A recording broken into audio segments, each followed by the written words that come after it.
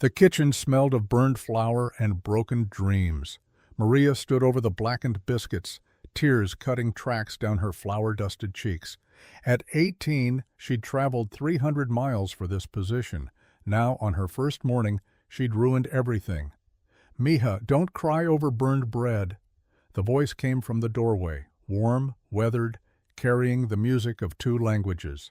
Rosa Martinez wiped her hands on her apron and crossed the kitchen of Circle M Ranch with the easy stride of a woman who'd walked these floors for 40 years.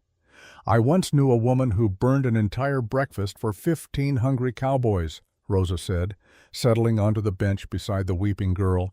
"She served them charcoal biscuits and coffee strong enough to dissolve horseshoes. And you know what happened?" Maria shook her head, unable to speak. "She ended up owning this ranch." Rosa's dark eyes sparkled with memory. Married the owner, raised 3 children in this very house, and ran this kitchen until she was 85 years old. But how? Maria gestured helplessly at the ruined bread. Rosa reached for the old cookbook on the counter, leather cover worn soft as prayer, pages stained with decades of use. She opened it with reverent hands.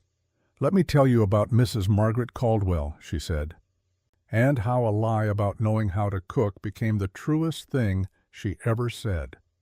The October wind rattled the windows, carrying the scent of coming snow down from the mountains.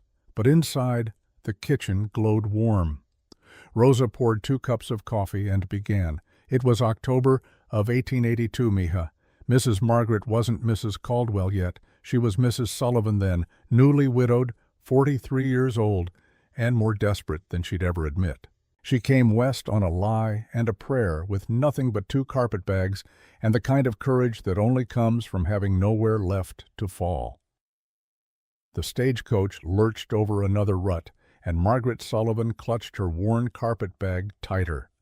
Through the grimy window, she watched the landscape transform from rolling farmland to something vast and unforgiving. Prairie grass stretched endlessly in every direction, golden under the October sun. Mountains loomed in the distance, their peaks already touched with early snow. She was a long way from Philadelphia. The advertisement crinkled in her reticule, creased from being folded and unfolded 100 times during the long journey west. She knew every word by heart now. Circle M, Ranch seeks cook. Room and board provided. Inquire at Morrison's General Store, Willow Creek, Texas. 15 words that had brought her 2,000 miles from everything she'd ever known. 15 words built on a lie. Margaret had never cooked a meal in her life. In Philadelphia, she'd had a cook, a kitchen maid, and a butler to manage such things. She'd presided over elegant dinner parties where she'd never touched anything more complicated than a serving spoon. Her role had been to look beautiful, make conversation, and pretend not to notice when her husband slipped away to drink. Now Charles was 8 months dead. The creditors had taken the house, the furniture, even her mother's silver. The final humiliation had been discovering that her jewelry, the pearls, the emerald ring, the diamond earrings Charles had given her on their 10th anniversary, had all been paste. He'd sold the real pieces years ago to pay gambling debts. The doctor's respectable widow had become a cautionary tale whispered over tea. So she'd sold what little remained, bought a train ticket west, and answered an advertisement for a position she was utterly unqualified to perform. Desperation, she'd learned, made liars of even the most honest people. "Willow Creek," the driver called out. Margaret's stomach clenched as the town came into view. She'd expected something rough, certainly, but the reality still jolted her. Willow Creek consisted of a single rutted street lined with weathered buildings that huddled together as if seeking protection from the vast emptiness beyond. A general store, a saloon called the Lucky Strike, a boarding house that might have been white once but had faded to dusty gray. Various other establishments whose purposes she could only guess. The stagecoach rolled to a stop in front of the general store, sending up a cloud of red dust that immediately coated Margaret's black traveling dress. The same dress she'd worn to Charles's funeral. The same dress she'd worn every day since, because it was the only one she owned that didn't carry memories of happier times. "End of the line, ma'am," the driver said, not unkindly. Margaret gathered her 2 carpet bags, everything she owned in the world, and stepped down. The Texas heat hit her like a wall, despite the October date. Back in Philadelphia, the leaves would be turning crimson and gold. Here, the sun still burned fierce and unforgiving. Several men lounging outside the saloon stopped their conversation to stare. She felt their eyes on her like weight. A woman alone was unusual enough in a frontier town. A middle-aged widow in city clothes was practically unheard of. She straightened her shoulders and walked toward the general store. Her boots clicked on the wooden boardwalk, each step taking her further from the woman she'd been and closer to whoever she was about to become. A bell jangled as she pushed open the door. The store's interior was dim and cluttered, smelling of leather and coffee and something indefinably masculine. Shelves packed with everything from flour sacks to ammunition lined the walls. Behind the counter stood a thin man with spectacles perched on his nose, sorting through a ledger. "Help you, ma'am?" His voice held the cautious tone reserved for strangers. Margaret produced the advertisement with hands that trembled only slightly. "I'm inquiring about the position at Circle M Ranch, the cook position." The man, Morrison, she presumed, looked up sharply. His gaze traveled from her neat bonnet to her city shoes, and his frown deepened with each passing second. "That advertisement's been up for 2 months, ma'am." He set down his pen carefully. "Ranch is 20 miles out, rough country. Not exactly suitable for—" He gestured vaguely at her appearance. "I assure you, Mr. Morrison, I'm quite capable of cooking." The lie came easier the second time. Morrison scratched his jaw, clearly unconvinced. "It's not just the cooking, ma'am. The Circle M is, well, it's a hard place. Jake Caldwell runs it with a crew of cowboys. No other womenfolk out there. No town nearby. Just prairie and cattle and men who haven't seen civilization in months." "I understand." "Do you?" He leaned forward, his tone gentling. "Ma'am, forgive my bluntness, but you've got education in your voice, refinement in your manner. You're not from around here." Margaret met his gaze steadily. "My husband was a doctor in Philadelphia. When he died, I discovered he'd been living beyond our means for years. Debts took everything, the house, the furnishings, even his medical practice. I have no children. My family has their own troubles. This advertisement was the only position that offered both room and board along with wages. I need this job, Mr. Morrison." Something in her voice must have reached him because his expression softened. "Can you ride a horse, ma'am?" "I can learn." "Ever cooked over a wood stove? Baked bread from scratch? Butchered a chicken?" "I'm a quick study." Morrison sighed and set down his pen. "Ma'am, I'll be plain with you. Jake Caldwell is a fair man, but he's not known for patience. That ranch has broken stronger folks than you appear to be." He paused. "The last 3 cooks quit within a month. One just walked off into the prairie rather than stay another day." Margaret felt her resolve waver, but pushed the doubt aside. Perhaps they lacked sufficient motivation.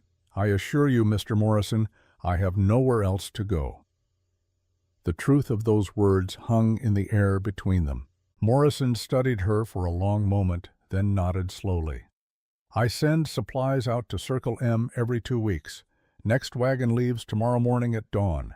You can ride along if you're certain." "I'm certain." "There is a boarding house down the street. Mrs. Patterson runs it. Tell her I sent you. She'll give you a room for the night." He paused, then added more gently, "You might want to purchase some more practical clothing, ma'am.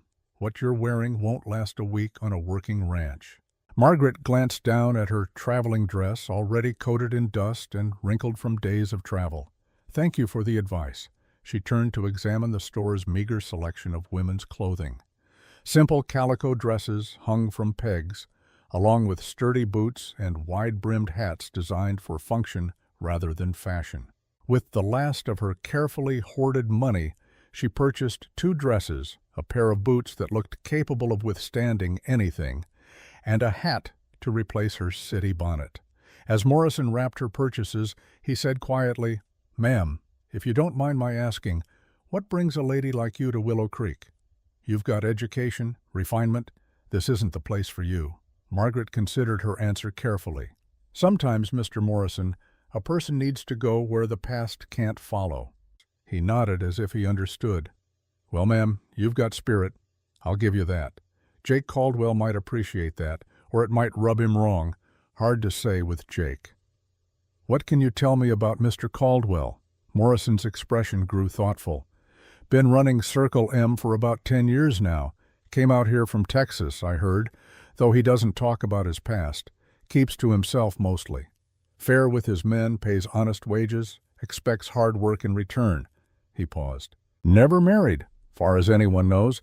Some say he's got no use for women. Others say he just hasn't found one tough enough for ranch life." Margaret tucked this information away. A solitary man running an isolated ranch, burned through 3 cooks in recent months. Whatever she was walking into, it wouldn't be easy. She gathered her packages and stepped back onto the street. The afternoon sun slanted long shadows across the dusty road. A rider was approaching from the far end of town, a tall man on a dark horse, moving with the easy confidence of someone who belonged to this harsh landscape. As he drew closer, Margaret felt an inexplicable chill run down her spine. He was younger than she'd expected for a ranch owner, late 30s perhaps, tall and lean with the kind of strength that came from hard work rather than leisure. His face was weathered to a permanent tan, with lines around his eyes that suggested he squinted into the sun more often than he smiled. Dark hair showed threads of premature silver at the temples. He wore plain work clothes, denim pants, a blue cotton shirt, leather vest, but carried himself with an unconscious authority that would have been recognized in any Philadelphia drawing room. Their eyes met for a brief moment as he rode past. His were gray, cold as winter sky, and utterly unreadable. Then he was gone, dismounting in front of the saloon and disappearing inside. "That's him," Morrison said quietly from the doorway behind her. "Jake Caldwell." Margaret's mouth went dry. Tomorrow she would ride out to his ranch, into his world, carrying a lie that could shatter at the first meal she attempted to cook. "Good luck, ma'am," Morrison said. "You're going to need it." The boarding house proved to be exactly as uninviting as it had looked from the street. Mrs. Patterson, a bird-like woman with sharp eyes and sharper opinions, showed Margaret to a small room on the second floor. "Heard you're heading out to Circle M," Mrs. Patterson said, lingering in the doorway with the air of someone who enjoyed being first with news. "Brave or foolish, I can't decide which." "Perhaps a bit of both," Margaret admitted, setting down her bags. "You ever meet Jake Caldwell?" "Not yet." Mrs. Patterson snorted. "Well, don't expect much in the way of conversation. Man's as tight-lipped as they come. Handsome enough if you like the weathered type, but cold as a mountain winter." She paused. "Treats his men fair, though. Never heard of him raising a hand to anyone who didn't deserve it." After Mrs. Patterson finally left, Margaret sat on the narrow bed and allowed herself to feel the full weight of her situation. The room was sparse but clean. A washstand, a small mirror, hooks on the wall for clothing. Through the window she could see the vast prairie stretching endlessly under the afternoon sun. She pulled out the advertisement once more, smoothing its creases. Such a small thing to have brought her so far from everything she'd known. But what choice did she have? Return to Philadelphia and accept charity from disapproving relatives? Find work in a factory if they'd even hire a woman her age with no experience? No. This was her chance, perhaps her only chance. That night she lay awake listening to the unfamiliar sounds of the frontier town. Piano music and rough laughter drifted from the saloon. Horses snorted in the street. Somewhere in the distance, a coyote howled, a sound so lonely it made her chest ache. Margaret Sullivan, who had once presided over elegant dinner parties and worn silk gowns to the Philadelphia Opera House, closed her eyes and tried not to think about what she'd gotten herself into. Instead, she focused on the one thing that mattered: survival. She would learn to cook. She would learn to manage a ranch kitchen. She would do whatever it took to earn her keep and perhaps, eventually, Find some measure of peace in this vast, wild land. The advertisement crinkled in her hand as she finally drifted off to sleep, still clutching that fragile promise of a new beginning. Dawn came cold and clear, painting the eastern sky in shades of rose and gold. Margaret dressed in one of her new calico dresses, the rough fabric strange against her skin after years of fine cotton and silk. The boots were stiff and heavy on her feet. The wide-brimmed hat felt awkward and masculine, but looking in the small mirror, she had to admit she looked more like someone who belonged in Texas and less like a lost Philadelphia matron. The transformation was only skin-deep, though. Inside, she was still terrified. Old Pete, the driver Morrison had hired, waited with the supply wagon in front of the general store. He was weathered as old leather, with a face that suggested he'd seen everything the frontier could throw at a man and survived it all. "Ma'am," he said, touching his hat brim. It was the sum total of his conversation. Margaret climbed onto the wooden seat beside him, clutching her carpetbags. The wagon bed behind them was loaded with supplies: flour sacks, coffee, dried beans, various other provisions wrapped in canvas. They rolled out of Willow Creek as the sun broke fully over the horizon. The landscape gradually transformed as they traveled. The relative civilization near town gave way to an endless sea of golden prairie grass, broken only by occasional stands of cottonwoods along dried creek beds. The mountains grew larger on the horizon, their peaks sharp against the perfect blue sky. It was beautiful in a stark, unforgiving way that Margaret had never experienced. Philadelphia had been all brick and cobblestone, formal gardens, and carefully tended parks. This land recognized no human effort to tame it. It simply existed, vast and indifferent to the tiny creatures who tried to make their homes upon it. After an hour of silence, Pete finally spoke. "That's the Circle M boundary." He pointed to a wooden gate with the ranch's brand burned into the crossbeam, a circle with an M inside. Beyond it, the prairie stretched unchanging. "Another 3 miles to the main house," Pete added. Margaret's stomach tightened with each passing minute. She'd spent the long ride rehearsing what she would say, how she would present herself as capable and confident. But as the ranch buildings came into view, her carefully prepared words scattered like dust in the wind. The Circle M sprawled across a natural bowl in the prairie, sheltered by low hills. The main house was built of logs and rough-hewn planks, solid and unadorned. A large barn stood to one side with several corrals where horses milled about. A bunkhouse, smokehouse, and various outbuildings completed the picture. It was larger than she'd expected, more established. But there was a loneliness to it that went beyond mere isolation. No flowers softened the harsh lines. No curtains warmed the windows. No feminine touches suggested this was anything more than a place where men worked and slept and little else. Pete pulled the wagon to a stop in front of the main house. "Wait here," he said, climbing down with surprising agility for his age. "I'll fetch Jake." Margaret remained on the wagon seat, acutely aware of how she must look, dust-covered despite her efforts to stay clean, wearing her new calico dress that still felt foreign, her hands soft and white where they clutched her carpetbag, her hands that had never done a day's hard work in their life. Through the kitchen window, she glimpsed a massive cast-iron stove that looked like a black iron monster. Nothing like the modern range she'd had in Philadelphia. Nothing like anything she knew how to use. The front door opened. Jake Caldwell emerged, and Margaret's breath caught for the second time in as many days. Up close, he was even more formidable than he'd appeared on horseback, tall enough that she'd have to tilt her head back to meet his eyes. Lean but powerfully built, with shoulders that spoke of years spent doing work that would break lesser men. His face was all hard angles and weathered planes, those steel-gray eyes as unreadable as stone. He stopped at the bottom of the porch steps, thumbs hooked in his belt, and studied her with those penetrating gray eyes. The silence stretched uncomfortably. "Mrs. Sullivan," Pete said, clearly feeling the need to fill the void. "Come about the cook position." Jake's gaze never left Margaret's face. When he finally spoke, his voice was deep and measured, with a slight Texas drawl that softened the edges of his words but not their meaning. "You ever cook for 15 hungry men, Mrs. Sullivan?" Margaret lifted her chin. "No, Mr. Caldwell, but I'm willing to learn." Something flickered in his eyes. Surprise, perhaps, or approval. It was gone too quickly to read. "This isn't a schoolhouse, Beau," he said. "I need someone who can do the job, not someone who might learn to do it eventually."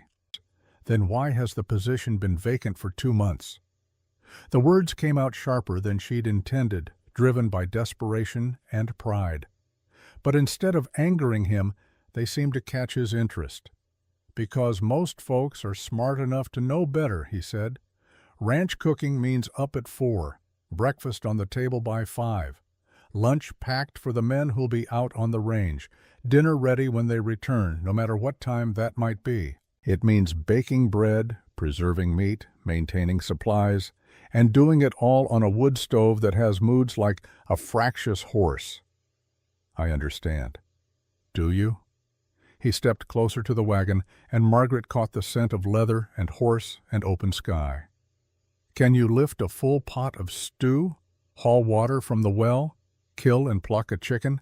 Because there's no one here to do it for you." Margaret met his gaze steadily, drawing on reserves of courage she hadn't known she possessed. "Mr. Caldwell, 3 months ago I buried my husband and discovered I was penniless. 2 months ago I sold everything I owned to pay debts that weren't even mine. 1 month ago I slept in a railway station because I couldn't afford lodging." Her voice didn't waver. "I have learned, sir, that necessity is an excellent teacher." The words hung in the air between them. Jake studied her for another long moment, his expression giving away nothing. Then he turned to Pete. "Bring her bags to the kitchen." Margaret's heart leaped. Does that mean I get the position?" she asked. Jake looked back at her, and for just a moment she thought she saw the ghost of a smile. "It means you get a week to prove you can handle it. If you can't, Pete will take you back to town when he brings the next supplies." He started back toward the house, then paused. "One more thing, Mrs. Sullivan." "Yes?" "The men who work here are good men, but they're cowboys.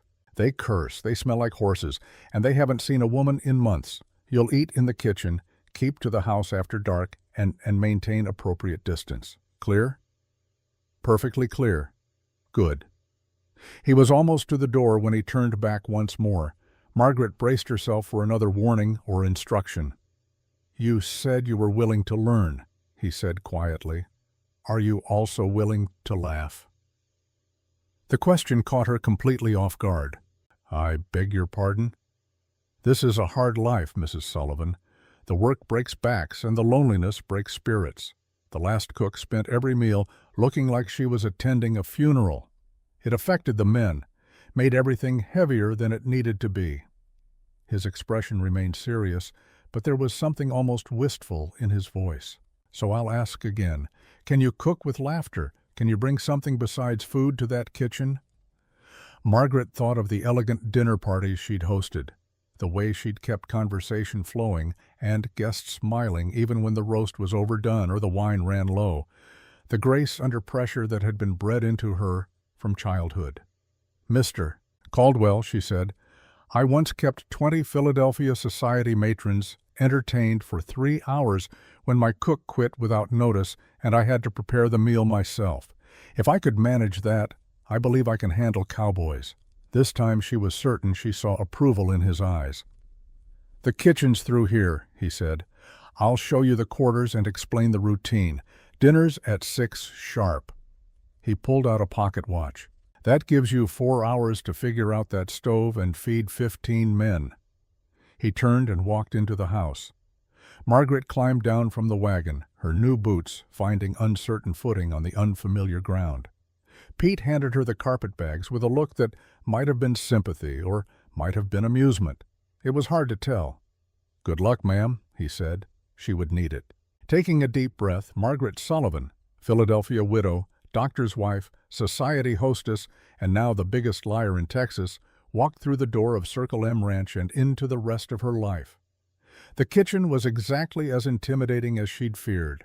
and Jake Caldwell's question echoed in her mind with every step. Can you cook with laughter? She had 4 hours to figure out how to cook at all. But as she set down her bags and looked around at the large, cold, utterly foreign room that was now her domain, Margaret made herself a promise. She would learn, she would adapt, she would survive. And somehow, some way, she would bring laughter back to this house that had forgotten how to smile, even if it killed her. Rosa paused in her telling, rising to check the bread dough Maria had started. She pressed a finger gently into the pale surface, nodding with satisfaction at the give. Good, mija, you're learning. She settled back onto the bench. Now, where was I? Ah, yes, Mrs. Margaret, standing in this very kitchen, 4 hours until dinner, and not the faintest idea how to light that monster of a stove. Maria leaned forward, eyes wide. What did she do? What any smart woman does when she doesn't know something. Rosa smiled. She asked for help. The kitchen was large but primitive by Margaret's standards. The massive cast-iron stove dominated one wall, a wood box beside it that was nearly empty. A long wooden table occupied the center of the room, scarred from years of use. Open shelves held dishes, pots, and supplies. A pantry door stood ajar, revealing sacks of flour, beans, and other staples. Everything was clean, utilitarian, cold. Not a single touch of warmth or personality softened the stark functionality. Jake moved through the space with the confidence of someone who knew it well. Too well, Margaret thought, for a man who supposedly employed cooks. Your room's through there, he said, indicating a door off the kitchen. It's small, but private. You'll find water in the barrel by the stove. We haul it from the well each morning. Firewood's out back, the root cellar's behind the house. Smokehouse is the small building to the left. He spoke quickly, efficiently, as if reciting a list he'd memorized. We butcher our own beef, cure our own bacon. There's a kitchen garden, but it's gone to weed since... He stopped abruptly. Since the last cook left, Margaret finished quietly. Since before that. Jake moved to the stove, checking the firebox. This beast takes some getting used to. Too much wood, and she'll burn everything. Too little, and nothing cooks through. The dampers are temperamental, and the oven runs hot on the right side. Margaret approached the stove cautiously, as if it might bite. The iron surface was cold beneath her tentative touch, but she could imagine the heat it would generate. The complexity of it, dampers, flues, vents she didn't recognize, made her head spin. Any other peculiarities I should know about? She asked, trying to keep her voice steady. The men like their coffee strong enough to float a horseshoe. Breakfast is always biscuits, bacon, or salt pork, eggs when we have them, and gravy. Lunch for the range riders is usually cold biscuits, dried beef, and whatever else travels well. Dinner's the big meal. Meat, potatoes, vegetables, if we have them, pie, if you can manage it. Pie? Margaret's voice might have squeaked slightly. Jake's expression remained neutral, but she caught the faintest glimmer of what? Amusement? Challenge? The men work hard, Mrs. Sullivan. Good food's one of the few pleasures out here. He moved toward the door, then paused with his hand on the frame. 1 week. If you're still here after that, we'll discuss wages and permanent arrangements. Mr. Caldwell, Margaret called as he reached the threshold. He turned back. You asked if I could cook with laughter. She met his gray eyes directly. May I ask why that matters to you? For a long moment, he stood silhouetted in the doorway, his face unreadable against the bright afternoon light beyond. When he spoke, his voice was so quiet she almost didn't hear. Because I've lived 10 years in a house that forgot how to smile, Mrs. Sullivan. Sometimes a man gets tired of the silence. Then he was gone, leaving Margaret alone with an impossible task and 4 hours to accomplish it. Philadelphia, 2 years earlier, Margaret descended the grand staircase in her emerald silk gown, pearls at her throat, every hair precisely in place. Below, the drawing room glittered with crystal and candlelight. 20 of Philadelphia's finest society matrons waited, glasses of sherry in hand, chattering like elegant birds. In the kitchen, disaster was unfolding. Their cook had quit that very morning. something about unpaid wages that Charles had promised to address. The kitchen maid had followed her out the door, and Charles himself was locked in his study with a bottle of whiskey and his mounting debts. But the guests had arrived. The table was set. And Margaret Sullivan had been trained since childhood that a hostess never, under any circumstances, allowed her guests to see her struggle. So she smiled. She laughed. She kept the conversation flowing while inside she calculated desperately. Cold meats from the larder, bread from yesterday sliced thin, cheese, fruit, arranged artfully, called a light repast instead of a disaster, and served with such confidence that no one would dare suggest it was anything less than intentional. She'd managed it, pulled off the impossible through sheer force of will and years of training in the art of gracious deception. Charles had been furious afterward. "You made us look poor," he'd slurred, "like we can't afford proper service." "We can't," she'd said quietly. He'd thrown his glass at the wall. Margaret blinked, pulling herself back to the present. To this frontier kitchen that smelled of nothing but cold iron and possibility. She found matches on a shelf and approached the stove like a general approaching a battlefield. The firebox was empty, save for a few cold ashes. She added kindling from the wood box, struck a match, and held it to the dry twigs. Nothing happened. She struck another match, and another. On the fourth try, a small flame caught, flickered, and died. "Damn this infernal stove," she muttered, then glanced around guiltily. The empty kitchen offered no judgment. On the seventh match, the kindling finally caught. She added larger pieces of wood, watching anxiously as the flames grew. Too much, not enough. She had no idea. While the stove heated, she hoped, Margaret investigated the pantry. Flour, lard, salt, dried beans, potatoes, onions. What looked like a quarter of beef hanging in the cold corner. The basics were all there, organized with military precision. She could make a stew. How hard could it be? Meat, vegetables, water, seasonings. Simple. 3 hours later, Margaret stood before the stove, fighting back tears of frustration. The stew pot was too heavy for her to lift when full. She'd had to ladle water into it 1 cup at a time, her arms aching. The vegetables were unevenly chopped. The knives were dulled, and her hands unused to the work, already developing blisters. The fire kept dying down, then roaring back to life when she added wood, making the pot's contents alternate between barely simmering and boiling over. The biscuit dough sat lumpen and unpromising on the cutting board. She'd mixed it according to her best guess. Flour, lard, salt, something called saleratus that she assumed was similar to the baking powder she'd seen the cook use back home. But the consistency seemed wrong. Too dry, too wet? She couldn't tell. And the coffee, Lord, the coffee. She'd put what seemed like a reasonable amount of grounds in the pot. The resulting brew looked like ink and smelled like tar. A bell rang outside, loud, insistent, summoning. Margaret's heart hammered. 6 o'clock already. Dinner time. She wasn't ready. Nothing was ready. But ready or not, 15 hungry men were about to file through that door expecting a meal. She straightened her apron, pushed a stray lock of hair behind her ear, and tried to look competent as heavy boots sounded on the porch. The cowboys filed in, each nodding politely and mumbling "ma'am" as they took their seats at the long table. They were younger than she'd expected, most in their 20s and 30s, weathered by sun and work but still vital. They smelled of horses and leather and honest sweat. Jake entered last, taking the chair at the head of the table. His eyes surveyed the simple meal, then rose to meet hers. Margaret's hands trembled as she ladled stew into bowls. She sliced the biscuits. They were dense and heavy, nothing like the light, fluffy ones she'd seen served at proper tables. She poured the tar-black coffee.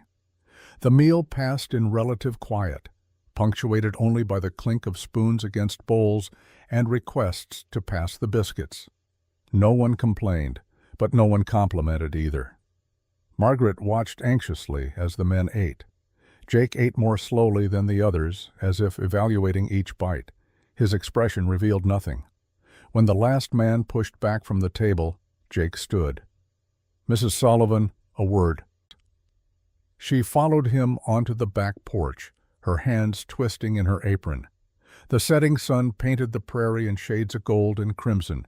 It would have been beautiful if her stomach wasn't knotted with dread. The stew was under-seasoned, Jake said without preamble. The biscuits were heavy, and the coffee could strip paint. Margaret's throat tightened. This was it. She'd be sent back to town tomorrow, her one chance at survival gone. Then, unexpectedly, one corner of his mouth quirked upward. It wasn't quite a smile, but it was something. But you kept trying even when that stove was getting the better of you. I watched you through the window. You must have lit that fire a dozen times. And you asked Tom for advice instead of pretending you knew everything. That shows sense. Does that mean I can stay? It means you get your week, like I promised. He looked out over the prairie, his profile sharp against the dying light. Can you read and write, Mrs. Sullivan? Of course. Good. The ranch accounts need keeping, and my penmanship's terrible. If you can manage the books along with the cooking, I'll add extra to your wages. He turned back to her, and for just a moment, his gray eyes held something that might have been kindness. But remember what I said about laughter. A good meal fills the stomach. A cheerful kitchen fills something else, something harder to name but just as important. As he walked away, Margaret called after him, "Mr. Caldwell, what made you leave Texas?" He paused, but didn't turn around. "Same thing that brought you here, I expect. Sometimes a person needs to go where the past can't follow." Rosa refilled Maria's coffee cup, the dark liquid steaming in the cool morning air. "Mrs. Margaret told me she cried that night, mija. Cried over those terrible biscuits and that awful coffee. She thought for sure she'd be sent packing." "But she wasn't," Maria said. "No, because what happened the next morning changed everything." Margaret woke to the acrid smell of smoke. She bolted from her small room to find the kitchen filled with a gray haze. The biscuits she'd set to bake before dawn had turned into charcoal bricks. The coffee pot had boiled over, dousing half the fire and filling the air with wet ash and grounds. In her panic to salvage something, she'd knocked over the milk pail, sending yesterday's precious collection across the floor in a white stream. "Lord have mercy," she muttered, then louder, "Damn this infernal stove!" "Language, Mrs. Sullivan." She whirled to find Jake standing in the doorway, already dressed for the day's work. Heat flooded her cheeks. Whether from embarrassment or the still smoking oven, she couldn't say. "I apologize, Mr. Caldwell. I set the dampers wrong, and then everything just—" She gestured helplessly at the chaos. Jake surveyed the damage with those unreadable gray eyes. "The men will be here in 20 minutes." Margaret wanted to sink through the floor. 2 days. She'd lasted exactly 2 days before failing spectacularly. "I understand. If you want to send me back with Pete, I'll gather my things." "Did I say that?" She looked up, confused. He rolled up his sleeves and moved to the stove. "Watch and learn. First, bank the coals like this when you're baking. The dampers need to be barely open, not wide." His hands were sure and practiced as he adjusted the stove. "Second, always set something on the counter to remind you what's in the oven. A spoon, a cup, anything to catch your eye." Margaret watched, stunned, as he worked. You know how to cook?" "I spent 3 months cooking for myself and the crew when we couldn't keep help." He was already reaching for a bowl. "Sometimes a man learns skills he'd rather not need. Now for salvaging breakfast, the men need to eat. Burned biscuits or no? You've got flour?" "Yes, but there's no time for new biscuits." "Pancakes," he said, already mixing batter. "Faster than biscuits and more forgiving. You mix while I get this fire sorted." They worked side by side in surprising harmony. Jake handled the temperamental stove while Margaret mixed batter, sliced salt pork, and started fresh coffee. When young Tom Bradley appeared with the morning's eggs, Jake set him to cooking them in a massive skillet. "Since when do you know your way around a kitchen, boss?" Tom asked, grinning. "Since I spent 3 months cooking for myself and wished I didn't have to," Jake replied curtly. "Sometimes a man learns skills out of necessity." The cowboys filed in to find breakfast of pancakes, eggs, and salt pork waiting. If they noticed their boss wiping flour from his hands, they were wise enough not to comment. After the men left, Margaret faced the mountain of dishes with a heavy heart. Her beautiful hands, which had once played Chopin on a rosewood piano, were already red and chapped from lye soap. Her back screamed from bending over the low sink. She'd been so confident yesterday, and now, giving up already? She turned to find Jake had returned, carrying something wrapped in cloth. "I'm not giving up," she said with more conviction than she felt. "I'm simply reconsidering my capabilities." "Good. Doubt keeps us humble." He set the bundle on the table and unwrapped it, revealing a worn cookbook. "This belonged to my mother. She used it when she was first married, before she had help. The recipes are simple but good." Margaret picked up the book reverently. The pages were stained and dog-eared, margins filled with notes in a feminine hand. "Texas Receipts for the Frontier Wife," read the cover. "Your mother lived on a ranch? My parents had a small spread outside San Antonio. Nothing like this. They were what you'd call respectable folk." Something distant crossed his face. "My mother was raised in New Orleans, came to Texas as a bride. She used to say the stove nearly defeated her those first months." Margaret touched the faded notes in the margins. "If the dough seems dry, add sweet milk 1 spoon at a time. This burns easy, watch close." And then, in slightly different ink, Jake's favorite, extra cinnamon. Her throat tightened. What happened to them? Jake's expression shuddered. "Comanche raided when I was away at college. I came back to ashes and graves." He cleared his throat. "The book's yours to use. Mind you take care of it." He was gone before Margaret could respond, leaving her holding this precious object, a mother's love preserved in flour and notes for a son she'd never seen grow to manhood. San Antonio, Texas, 15 years earlier. Jake Caldwell rode up the dusty trail to his family's ranch, diploma in his saddlebag, and the future stretching bright before him. Pre-law at Johns Hopkins, top of his class, and now returning to Texas with plans to practice in San Antonio. Maybe even Austin someday. The silence hit him first. No cattle lowing, no chickens scratching in the yard, no smoke from the chimney. Then he saw the burned timbers, the scattered remains, the 2 graves beneath the cottonwood tree, fresh-turned earth, still dark. His mother's cookbook lay in the ruins of the kitchen, scorched but intact. He'd picked it up with hands that shook, reading her familiar notes through tears that blurred the words. Jake's favorite, extra cinnamon. She'd never make it for him again. The ranch was gone. His parents were gone. His bright future in law crumbled to ash, along with everything else. He'd kept the cookbook, sold what little remained, moved west to where the Comanche didn't raid and the memories couldn't follow. And he'd built Circle M from nothing, brick by brick, cow by cow, as if by creating something lasting he could somehow make his parents' deaths mean something. But he'd forgotten to build a home.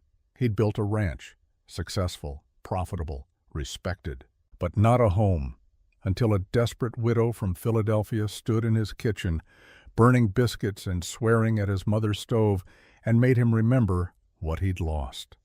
By noon, Margaret had managed to pack lunches for the range riders, cold biscuits, properly baked this time, dried beef, and dried apple slices she'd found in the pantry. The kitchen was clean. She'd even started bread dough rising for dinner, following the cookbook's careful instructions. She was elbow-deep in flour, kneading the second batch, when she heard a commotion outside. Through the window, she saw several cowboys gathered around someone on the ground. Her heart lurched as she recognized Tom Bradley's sandy hair. He was down, clutching his arm. Without thinking, Margaret ran outside. "What happened?" "Horse spooked and threw him," one of the men explained. "Think his arms broke." "Bring him to the kitchen," Margaret ordered, with an authority born of years as a doctor's wife. "Carefully now." They carried Tom in and set him on the bench by the table. His face was pale, sweat beading on his forehead.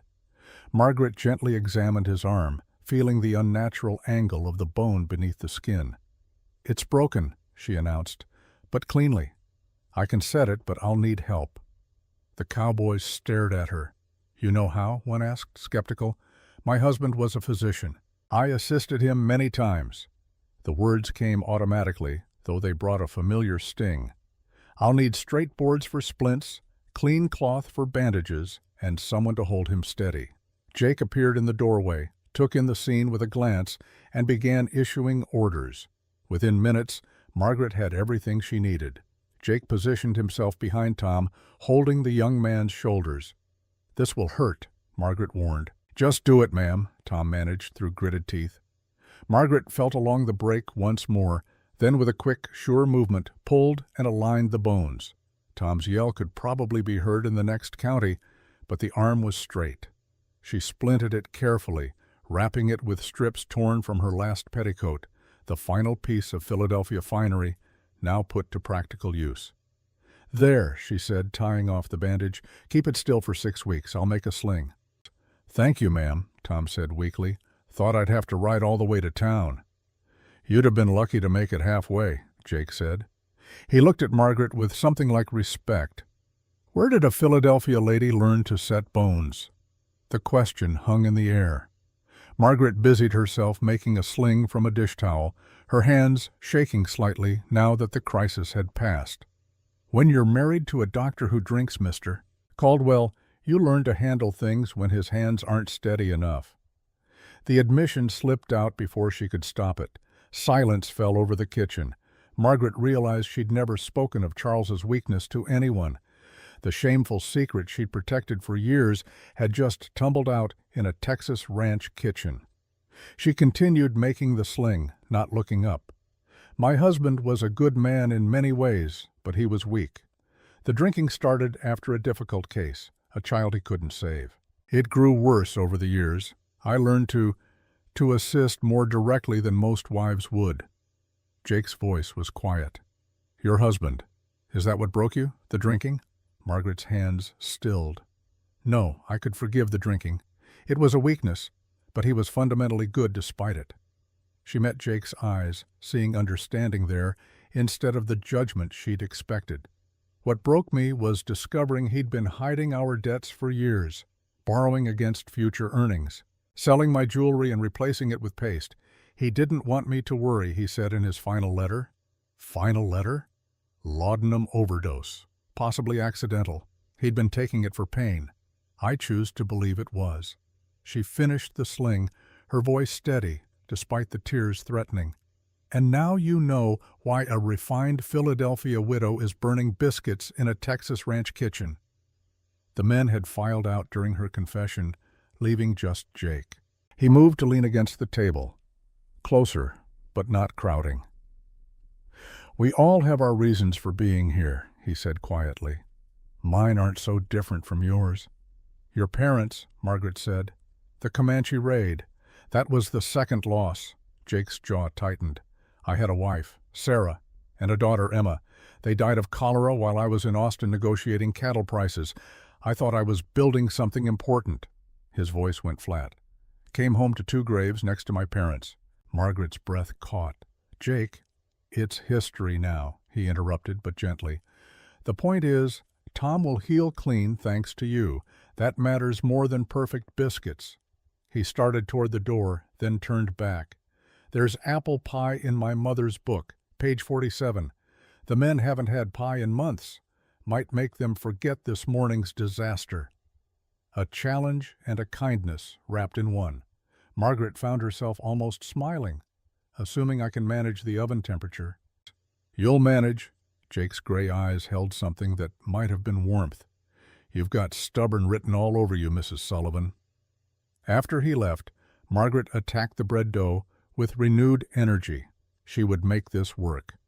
Not just because she had nowhere else to go, but because, somewhere between burned biscuits and broken bones, she'd begun to feel something she hadn't experienced in months. Useful. She opened the cookbook to page 47. Apple pie with a note in the margin, "Jake's favorite, extra cinnamon." A mother's love for a son she'd never see grow up, a son who'd lost everyone he'd ever loved and built walls around his heart to keep from losing again. And now he'd trusted her with this cookbook, this last piece of his mother's legacy. Margaret ran her finger over the faded handwriting. "I won't betray this trust," she whispered to the empty kitchen. "I promise." Outside, the afternoon sun slanted golden across the prairie. Inside, bread dough rose by the warmth of a temperamental stove. And for the first time since leaving Philadelphia, Margaret Sullivan felt something besides despair. It might have been hope, or it might have simply been determination. Either way, she'd survived 2 days. She had 5 more to prove herself, and she had a pie to bake. Rosa refilled both coffee cups, the kitchen now warm with the scent of Maria's properly baked bread. "The storm passed, mija. But sometimes the hardest storms aren't the ones outside, they're the ones inside our hearts." Maria leaned forward. "What happened at the dance?" "Ah, the dance." Rosa's eyes grew distant. That's where everything began to shift. Where both of them had to decide, would they be brave enough to risk their broken hearts one more time? Saturday morning, Margaret woke to find Jake already in the kitchen, earlier than usual. He stood by the window, coffee cup in hand, watching the sun rise over the prairie. "Couldn't sleep?" she asked quietly. He turned, and she was struck by the uncertainty in his face. Jake Caldwell, who faced down storms and managed a ranch with unwavering confidence, looked suddenly vulnerable. "I wanted to tell you before the men got here," he said, "about the dance. You don't have to go if you'd rather not. I know the town gossips, and I don't want to make things uncomfortable for you."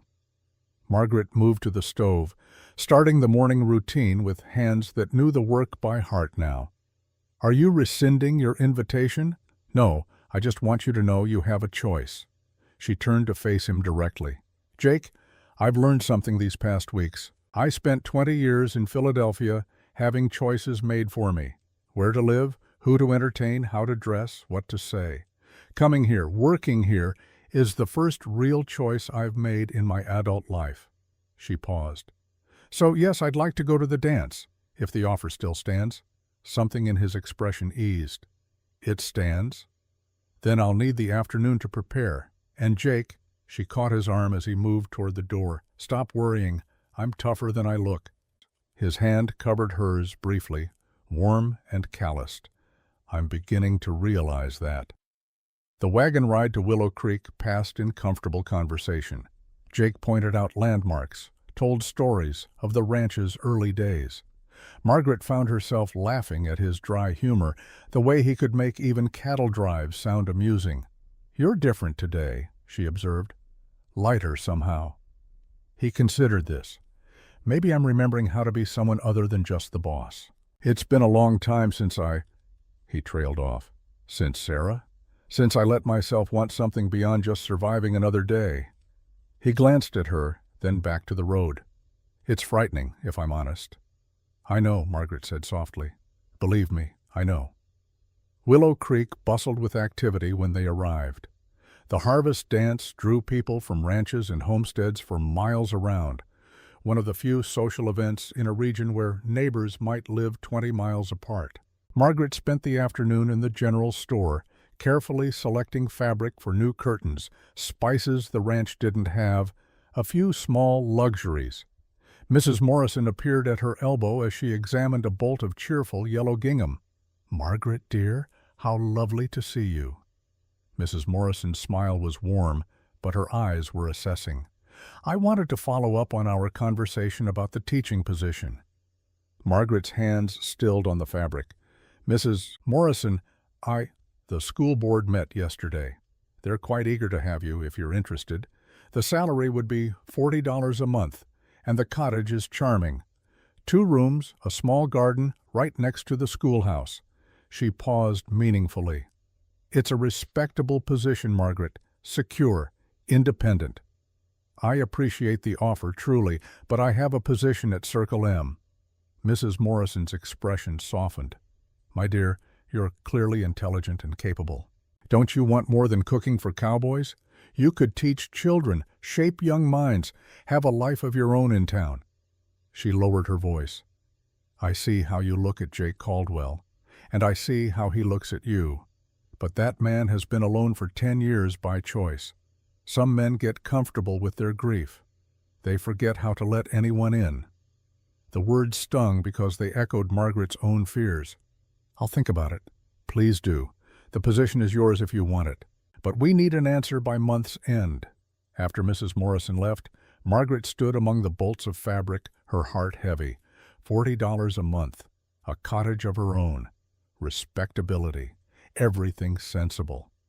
So why did the thought of leaving Circle M make her feel like she was losing something precious? The dance hall glowed with lantern light as evening fell.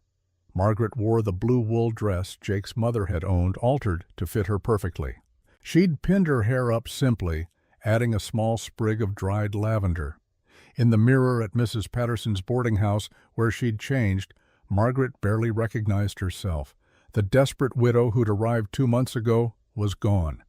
In her place stood a woman with color in her cheeks, capable hands, and eyes that held determination instead of despair. The transformation wasn't just external. She felt different, stronger, more herself than she'd been in years. Jake was waiting outside the hall, and his expression when he saw her made her breath catch. He'd dressed in a dark suit she hadn't known he owned, his hair still damp from washing, boots polished to a shine. "You look beautiful," he said simply. "You look quite distinguished yourself." Inside, the hall was already crowded. Cowboys in their cleanest clothes, ranch families, townspeople, all gathered for this rare night of celebration. Tables groaned with food, much of it contributed by Margaret. Her apple pies had disappeared within minutes, earning her compliments from ranch wives who'd previously eyed her with suspicion. "You're doing wonders out at Circle M," one older woman said, her initial coolness thawing. "The boys look well-fed and happy for the first time in years." Margaret was swept into dance after dance by enthusiastic young cowboys who trod on her feet more than the floorboards. She endured it with grace, laughing at their apologies, until finally the musicians struck up a waltz.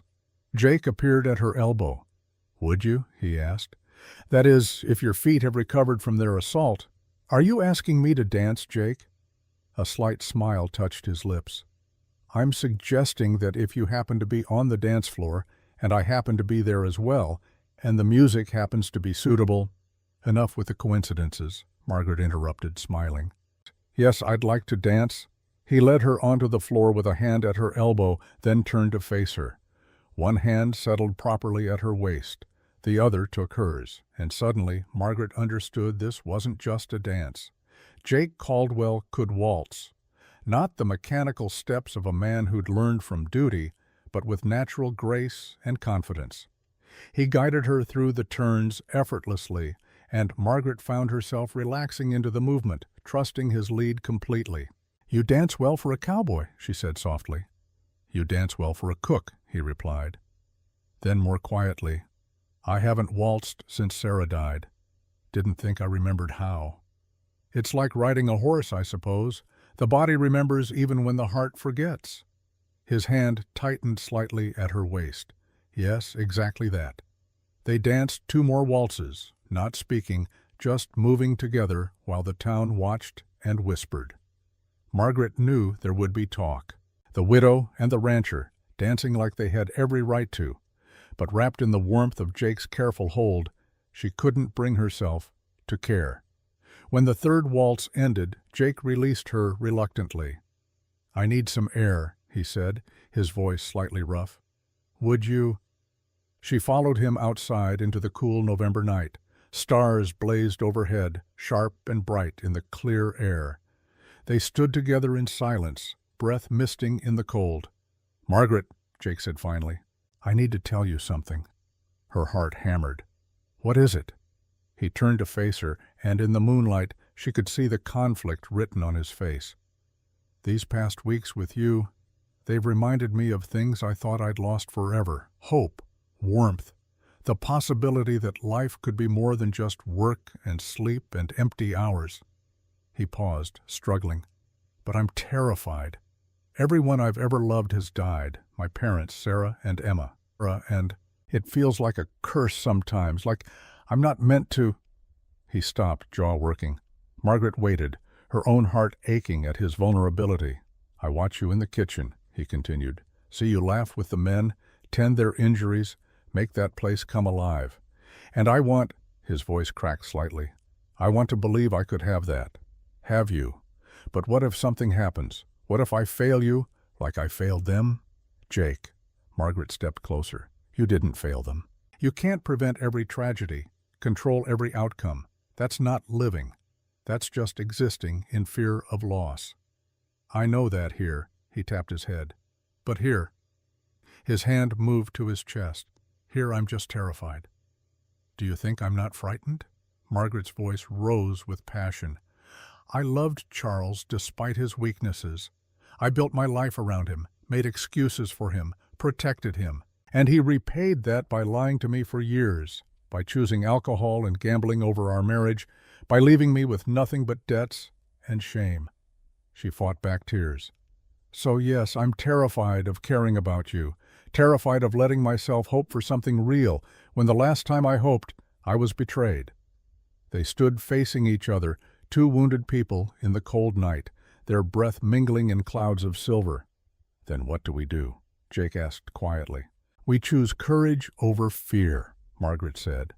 "We choose to try, even though we might fail, because the alternative, living half a life, afraid to risk our hearts, that's not living at all."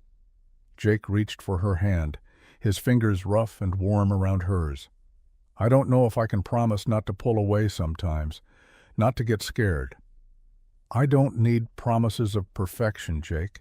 I need honesty, partnership, someone who'll face the hard things with me instead of hiding from them." "I can do that," he said, "or at least I can try." "Then that's enough." He pulled her closer, and for a moment she thought he might kiss her. But instead he just held her, his arms strong and steady around her, while the stars wheeled overhead and music drifted from the hall. "Stay," he whispered into her hair. "Please. Not just as the cook. Stay because you want to, because this is where you choose to be." Margaret's heart swelled. This was what she'd been waiting for. Not a rescue, but a choice.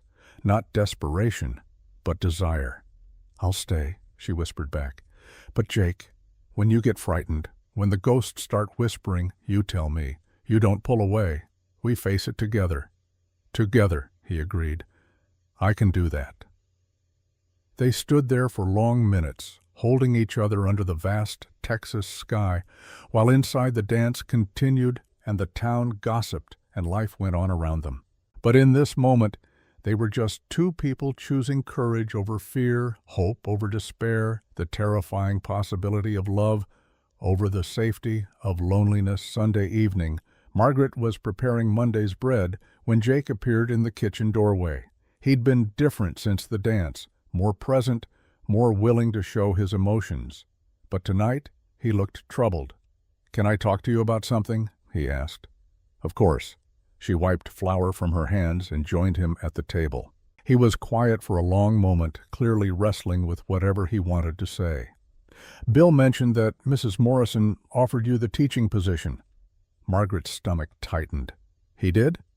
"Her nephew was in the store talking about it, said the school board was excited to have someone so qualified." Jake's gray eyes met hers. "Is it true? You've had this offer and didn't mention it?" "She approached me yesterday before the dance. It's not the first time she suggested it." "Not the first time?" His voice was carefully neutral, but she could see the hurt underneath. "How long have you known about this?" Margaret took a breath. "She mentioned it about 2 weeks ago. Casually at first, then more seriously yesterday." 2 weeks. Jake sat back. "And you didn't think to tell me?" "I didn't tell you because it wasn't relevant. I'm not interested in the position. Aren't you?" He stood pacing to the window. $40 a month, Margaret. A cottage of your own. Respectable work. Everything you should want. How could that not be relevant?" "Because I've already made my choice." Margaret rose, her own frustration building. "I chose to stay here. I chose this kitchen, these men, this life. I chose—" She stopped, suddenly aware of what she was about to say. "Chose what?" Jake's voice was quiet but intense. "I chose you," she said simply. "Even before yesterday, before the dance, before any of this. I chose to stay not because I had no other options, but because this is where I want to be." The words hung in the air between them. Jake turned from the window, his expression unreadable. "When? When did she first offer you the position?" 3 weeks ago." 3 weeks. Something shifted in his face, not anger, but wonder.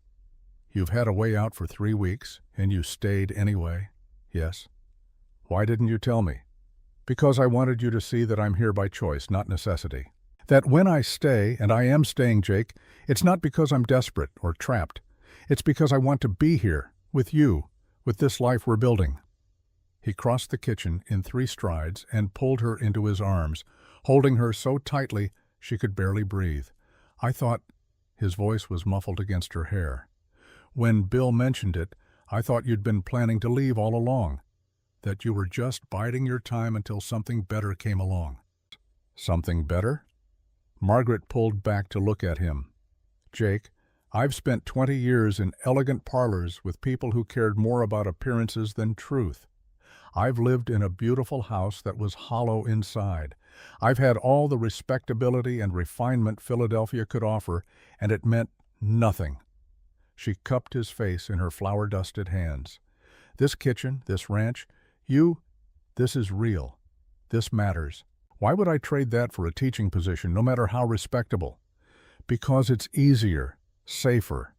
"I don't want safe anymore," she said fiercely. "I want real. I want a partnership where we choose each other every day, where we're honest about our fears and brave enough to try anyway." She paused. "I want you, Jake Caldwell, with all your grief and your walls and your terror of losing people. And I want you to want me the same way, broken pieces and all." His kiss was answer enough. When they finally broke apart, both breathing hard, Jake rested his forehead against hers. "I'm going to mess this up sometimes," he said. "Pull away when I get scared. Forget that I don't have to face everything alone." "I know, and I'll probably do the same, but we'll figure it out together." "Together," he agreed. Then, after a moment, "You really turned down a teaching position to stay here and cook for cowboys?" Margaret laughed, the sound bright and free. "I turned down a teaching position to build a home with a stubborn rancher who's forgotten how to accept happiness." "Then I'd better learn fast," Jake said, and kissed her again. Week 7. The days took on a new quality after that conversation. Jake was more present, more willing to show affection. He'd brush a hand across her shoulder as he passed, linger in the kitchen longer than necessary, find excuses to be near her. The cowboys noticed, of course. Tom grinned every time he saw them together. Bill nodded with quiet approval. Even the newest hands seemed pleased by the change in their boss. But there was an undercurrent of tension Margaret couldn't quite name. Jake would sometimes stop mid-conversation, his expression distant, as if listening to voices only he could hear. She'd catch him watching her with an intensity that was almost fearful, as if he was memorizing her features against some future loss. One evening, she followed him outside after supper and found him standing by the corral, staring at nothing. "What is it?" she asked gently. He didn't answer immediately. When he did, his voice was raw. "I went to Sarah's grave today, the one I made for her and Emma, out past the north pasture." Margaret's heart clenched, but she said nothing, just waited. "I told her about you," he continued, "about how you came here with your city ways and burned biscuits and somehow brought this house back to life, about how you make me want to believe in futures again." He turned to face her, and I asked her permission. "Oh, Jake, I know it sounds foolish. She's been gone 10 years, but I needed to let her go, to tell her I'll always love her, but that I'm ready to live again." His eyes glistened in the fading light. "I promised her I wouldn't become stone. It took me a decade, but I'm finally keeping that promise." Margaret moved into his arms, holding him while he shook with silent tears, the grief of 10 years finally being released.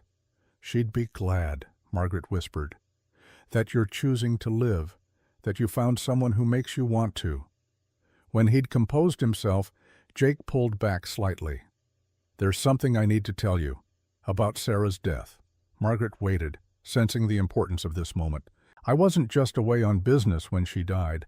I was in Austin, negotiating cattle prices, yes, but I'd also gone to visit old friends, to drink and play cards and escape the isolation of ranch life for a few days."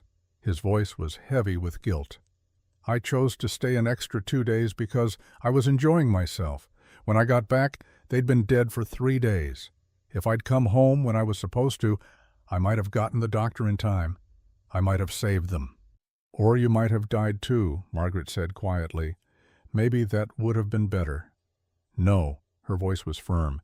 "Jake, you can't carry that guilt forever. You couldn't have known, and you're not honoring their memory by punishing yourself for a decade." "I know that logically, but the heart doesn't always listen to logic." "No," Margaret agreed, "which is why we have to choose, every day, to be brave enough to live despite our fear, to love despite the risk of loss." She took his hands. "I choose you, Jake, every day. Flaws and guilt and broken pieces. Do you choose me?" "Every day," he said hoarsely. "I choose you, week 8, Wednesday."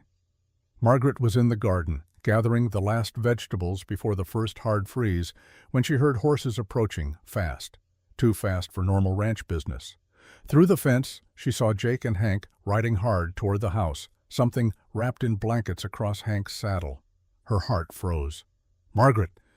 Jake's shout was urgent. "We need you!" She dropped her basket and ran. Will Morrison lay on the kitchen table minutes later, his face white as parchment, his breathing shallow and rapid. Blood soaked through the blanket wrapped around his middle. "Gored by a bull," Jake said tersely. "It's bad." Margaret's hands shook as she peeled back the blanket, but her voice was steady. "Boiling water, all the lanterns you can find, my sewing basket, the one with silk thread, and whiskey. The good bottle from your office." The men scattered to obey, while Margaret assessed the damage. The wound was deep, ragged, still bleeding freely. In Philadelphia, Charles would have had proper surgical instruments, chloroform, a sterile operating room. Here she had kitchen knives, whiskey, and desperate hope. "How bad is it?" Jake asked quietly, appearing at her shoulder. "Beyond basic field medicine." She met his eyes. "But not beyond me. Everyone does exactly as I say, no questions." For the next 2 hours, Margaret worked with a focus that shut out everything else. She cleaned the wound with whiskey, stitched internal damage with silk thread boiled in water, packed the area with clean cloth soaked in honey, an old remedy her grandmother had sworn by. Through it all, Jake stood at Will's head, holding the boy still, speaking in a low, calm voice. "You're doing fine, son. Mrs. Sullivan's got the best hands in Texas. You'll be dancing at the Christmas social.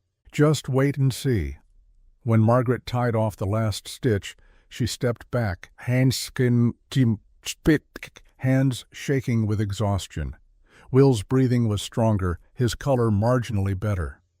"He needs to stay absolutely still for at least a week," she told Jake. "If fever sets in—" She didn't finish the sentence. "We'll take shifts," Jake said immediately. "Whatever he needs." They moved Will carefully to Margaret's own bed, the closest to the kitchen and its warmth. She insisted, despite Jake's protests. "I can sleep on the settle," she said.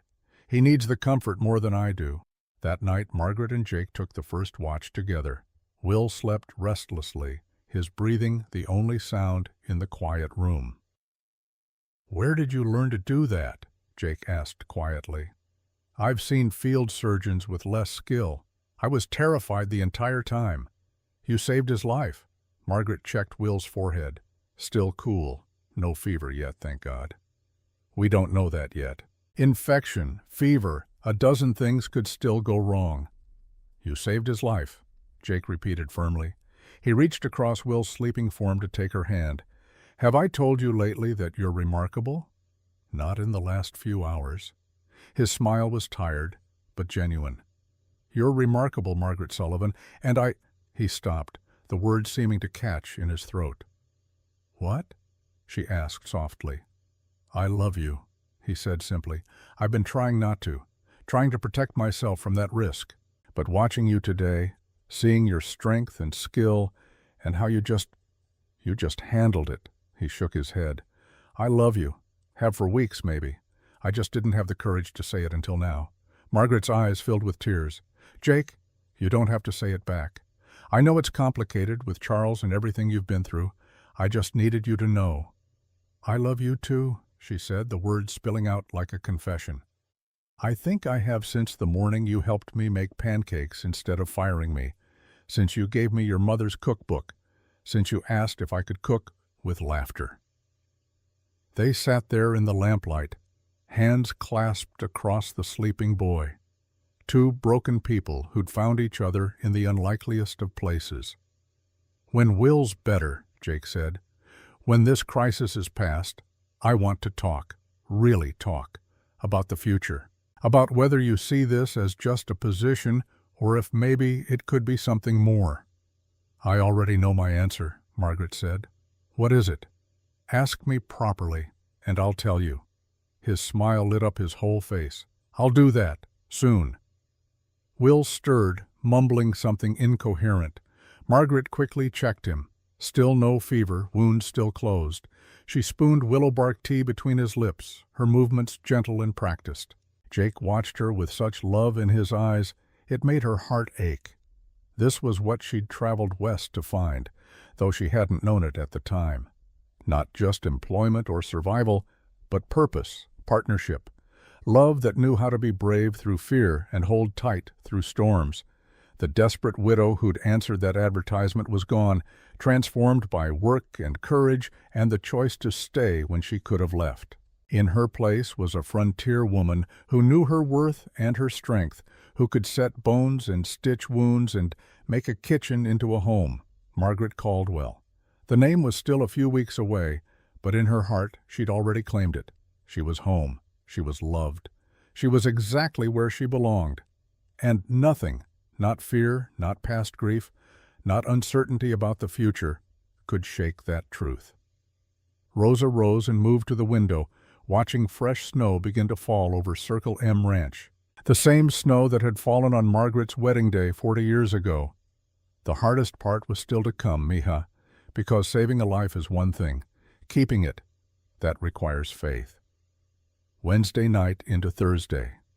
The fever came just after midnight. Margaret woke from a light doze to find Will thrashing, his skin burning beneath her hand.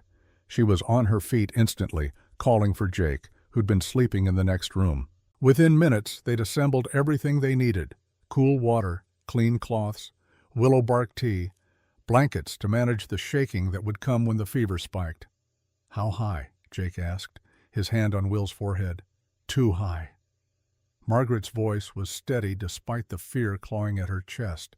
"We need to bring it down. Now."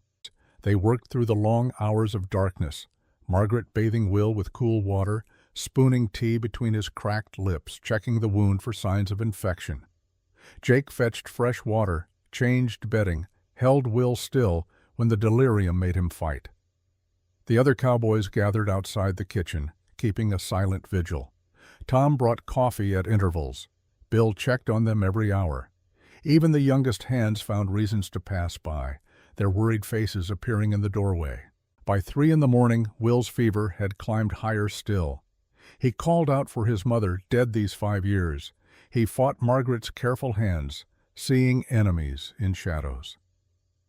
"We're losing him," she whispered to Jake, her composure finally cracking. "I've done everything I know, and it's not enough." Jake's hand found hers, squeezing hard.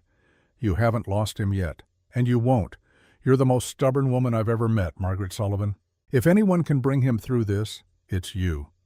She wanted to believe him, but she'd seen fevers like this before, helping Charles. Sometimes they broke. Sometimes they didn't. At 4 o'clock, Samuel Morrison arrived, having ridden through the night when word reached him in town. He stood at his nephew's bedside, face gray with fear. "I'm sorry," Margaret said, her voice breaking. "I've done everything I can." "You've done more than any doctor could have," Samuel interrupted, his own eyes wet. "Whatever happens, you gave him a chance. That's more than he had out there on the prairie." The sky was just beginning to lighten when Will's fever finally broke. Margaret felt it in the sudden cooling of his skin, the easing of his tortured breathing. She pressed her hand to his forehead, hardly daring to believe it. "Jake," she whispered. "Jake, I think—" Will's eyes fluttered open, clear for the first time in hours. "Ma'am?" His voice was weak but lucid. "Did I miss breakfast?" Margaret laughed through the sudden tears. "Several of them, but I'll make you the finest breakfast in Texas when you're stronger." Samuel Morrison sagged against the wall, covering his face with his hands. Jake's arm came around Margaret's shoulders, pulling her against him as she finally let herself shake with relief. They'd done it. Together, they'd pulled Will back from the edge. The sun was fully up when Margaret finally stepped outside for air. Her legs trembled with exhaustion. Her dress was stained with sweat and medicine, but Will was sleeping peacefully. The crisis passed. Jake found her on the back porch, swaying slightly. His hands steadied her, and somehow she was leaning against his chest, feeling the solid warmth of him through his shirt. "You did it," he murmured into her hair. "You brought him through." "We did it," she corrected. "I couldn't have managed without you. We make a good team." The words hung between them, weighted with meaning. "Margaret," he said quietly, "when this is over, when Will's recovered fully, we need to talk, really talk, about the future, about whether you see this as just a job or if maybe it could be something more." Before she could answer, Tom's voice called from inside, "Mrs. Sullivan, Will's asking for more tea." The moment shattered, but Margaret caught Jake's hand as she turned to go. "I already know my answer, Jake. When you're ready to ask properly, I'll give it to you." His smile followed her back into the kitchen, warming her more than the stove ever could. Thursday afternoon, Will was awake and complaining about being confined to bed. A good sign, Margaret assured everyone. Samuel had returned to town with the promise to check back tomorrow, his gratitude almost embarrassing in its intensity. Margaret sat by Will's bedside, spooning broth into him while Jake worked on ledgers at the kitchen table. The comfortable domesticity of it struck her. This felt like family, like home, in a way her Philadelphia life never had. "Mrs. Sullivan?" Will's young voice was hesitant. "Can I ask you something?" "Of course." "Are you going to marry Mr. Caldwell?" Margaret nearly dropped the spoon. "Will Morrison, that's hardly—" "Because you should," Will continued, utterly earnest. "He's different since you came, happier. And you, well, you look at him like my ma used to look at my pa before they died." Margaret's throat tightened. "How did your mother look at your father?" "Like he hung the moon and stars, like she'd chosen him every day and would keep choosing him." Will's eyes were knowing beyond his years. "That's how you look at the boss. You're very perceptive for someone who's supposed to be resting. I'm 16. I notice things." He paused, then added shyly, "Tom says Mr. Caldwell has been sweet on you for weeks, but was too scared to say anything. Tom talks too much." "Maybe. But he's not wrong, is he?" Margaret glanced at Jake, who appeared absorbed in his ledgers, but whose shoulders were suspiciously tense. He was definitely listening. "No," she said softly. "He's not wrong." Friday evening Will was strong enough to sit up and take solid food. Margaret made him her lightest biscuits with honey, and he ate 3 before falling asleep again, exhausted by the effort. Jake had been quieter than usual all day, his expression thoughtful. After the dinner dishes were done and the other men had retreated to the bunkhouse, he appeared in the kitchen doorway. "Walk with me?" he asked. They strolled to the small rise behind the house, where they could see the whole ranch spread out under the evening sky. November cold bit through Margaret's shawl, but Jake's presence beside her was warm. "I want to tell you something," he said, "about your husband." Margaret's heart stuttered. "Charles? When you mentioned he went to Johns Hopkins, studied under Dr. Richardson, it's been nagging at me. Then today, while you were with Will, I remembered." He turned to face her. "I was at Hopkins, just for a year, pre-law, before I switched to agriculture. There was a medical student named Charles Sullivan." The world seemed to tilt slightly. "You knew him?" "Not well. We weren't friends. But I saw him at lectures, maybe borrowed notes once. He was charming. Popular at parties, bright, ambitious. Jake's expression was careful. I remember thinking he drank too much at social events, but so did half the students. Margaret absorbed this slowly. You knew Charles. You saw what he was, even then. I saw a young man who enjoyed himself, but Margaret, we were boys. 20 years old, full of ourselves, thinking we knew everything. I had no idea what he'd become. None of us did. She was quiet for a long moment, processing this strange connection between her past and present. Does it bother you that you knew him? No, because the Charles I knew briefly at 20 wasn't your Charles. Years separate us from who we were. He took her hands. And more than that, it makes me grateful. You survived him. You became who you are despite him. That takes a kind of strength I can't imagine. I'm not strong, Jake. I ran away, left everything behind. You chose life over despair. That's the bravest thing I know. He paused, seeming to gather courage. Margaret, there's something else I need to tell you, about why I've been so cautious. She waited, sensing the importance of this moment. After Sarah died, I made myself a promise. I swore I'd never be responsible for another person's life that way. Never love someone so much that losing them would destroy me. His voice was raw. I thought if I kept everyone at arm's length, if I just focused on the ranch, on work, I'd be safe from that kind of pain. But you weren't living, Margaret said gently. You were just surviving. Exactly.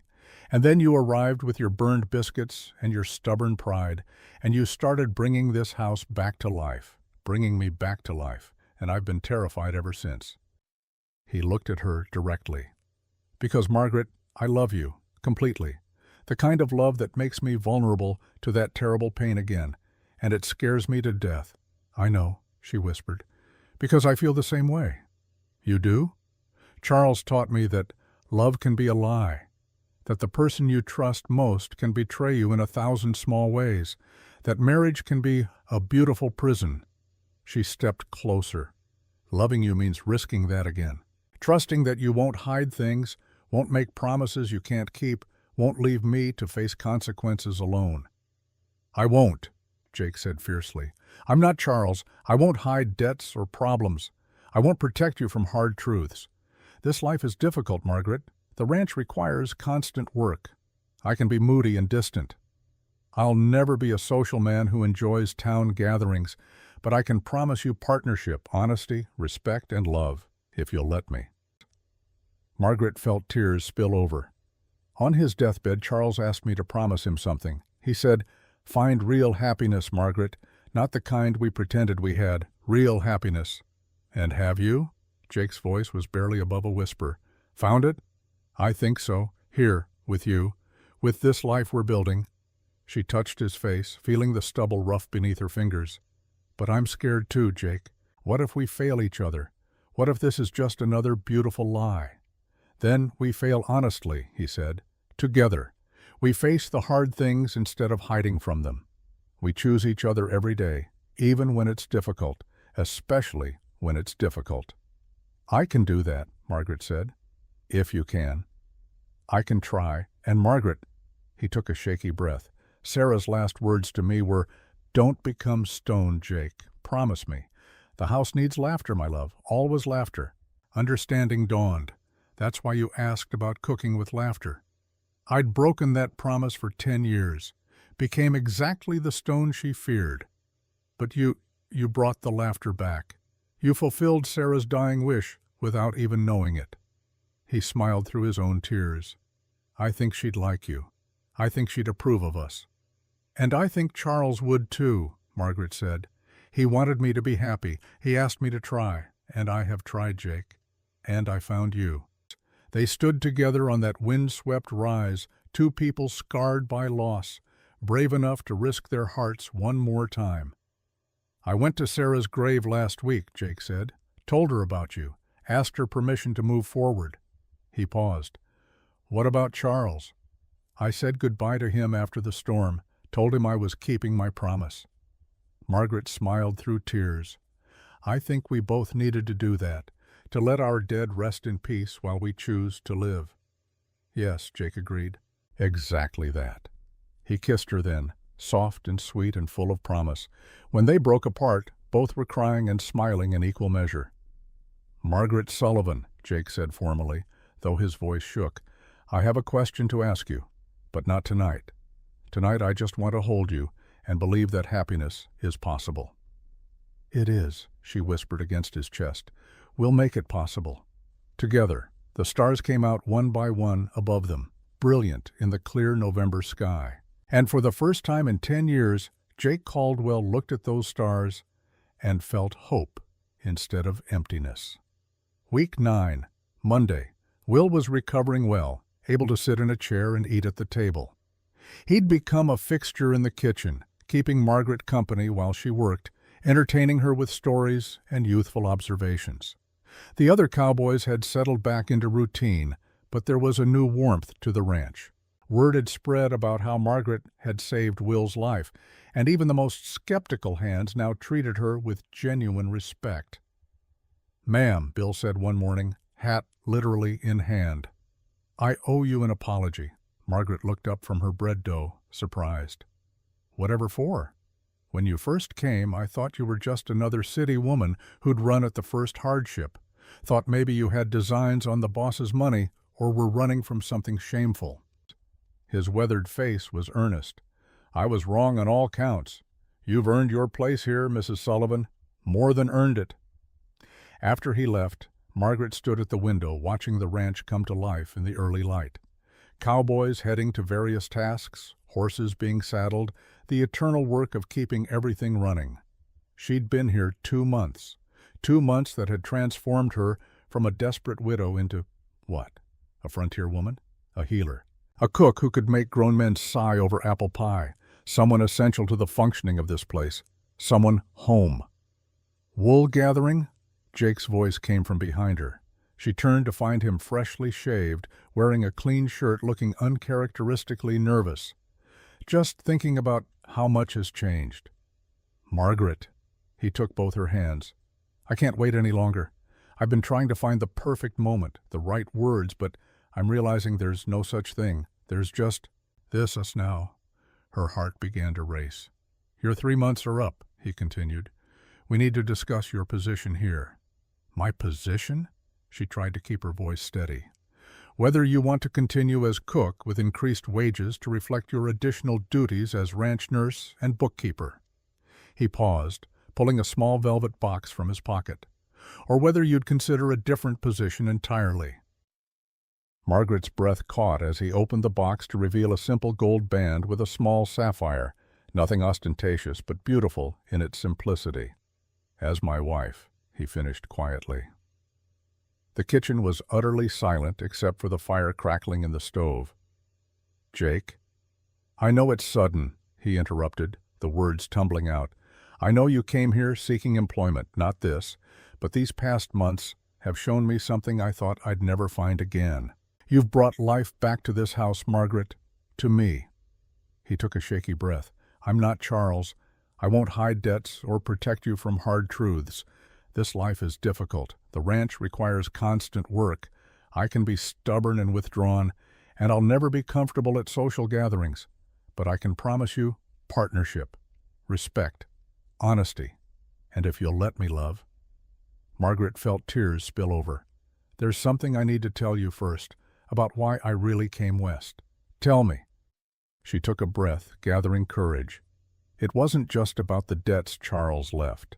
It was about shame, about being that doctor's widow who everyone pitied, about discovering my entire life had been built on lies and not knowing who I was without them. Her voice strengthened. "I came west not just to survive, but to find out who Margaret Sullivan really was when stripped of everything, money, status, the identity I'd borrowed from my husband." "And who is she?" Jake asked softly. "A woman who can burn biscuits and learn from it, who can set bones and stitch wounds, who finds joy in feeding hungry cowboys and making curtains from old tablecloths." She smiled through tears. "Who might be brave enough to love again if the right man asked." "I'm asking." "Then I'm saying yes." She pulled his face down to hers.